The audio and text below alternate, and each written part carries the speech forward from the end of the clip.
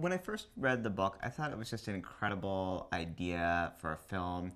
I loved the idea of contemporizing the Beauty and the Beast story. I love the idea of setting it in high school. It's a story that's kind of all about looks and being obsessed with looks, and where else are you more obsessed with looks than in high school? So I thought it was a amazing kind of arena to explore how our culture and society and youth is so obsessed with looks. So I loved that idea. I loved the idea that the film was told from the Beast's perspective, because in traditional incarnations of the story, we're always sort of hearing about it from her perspective, and I thought that was really an amazing possibility to kind of get his psychology there as well. And I thought that there was just a really kind of great message about looks and about finding inner beauty, and a sort of wonderful kind of opportunity to explore that message with this audience.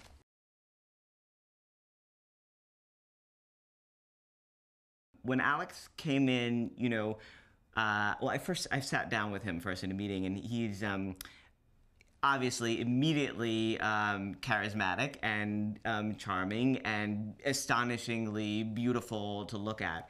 But he's also a very complex person. I mean, there's a lot of kind of really interesting sort of history to him.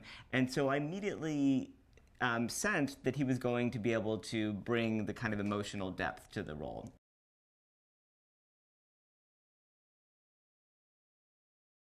Will is, even though Will has a lot of sort of funny things to say, it's a hard role, because you have to be both kind of witty and wildly humorous, but at the same time, there's a kind of pathos underneath. This is somebody who went blind late in life, and you have to feel for him emotionally, and that's what Neil in particular brings to the role, is that combination of kind of humor and pathos.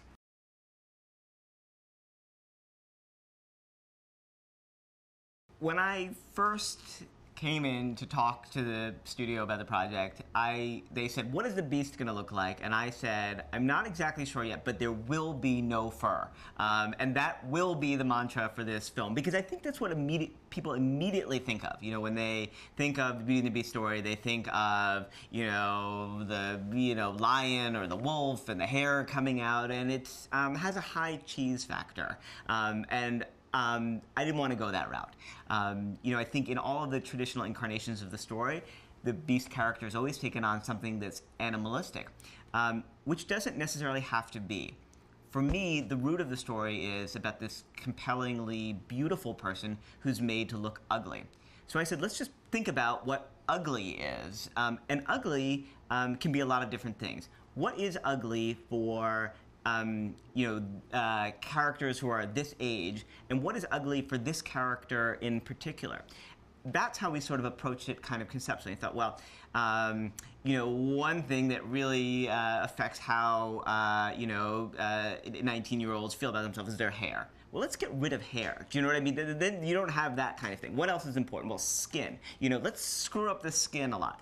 For this particular character who comes from a very rarefied world, things like piercings and tattoos would all kind of constitute ugliness. So we began in a very kind of general conceptual realm and said, let's look at all of these things that contribute to ugliness.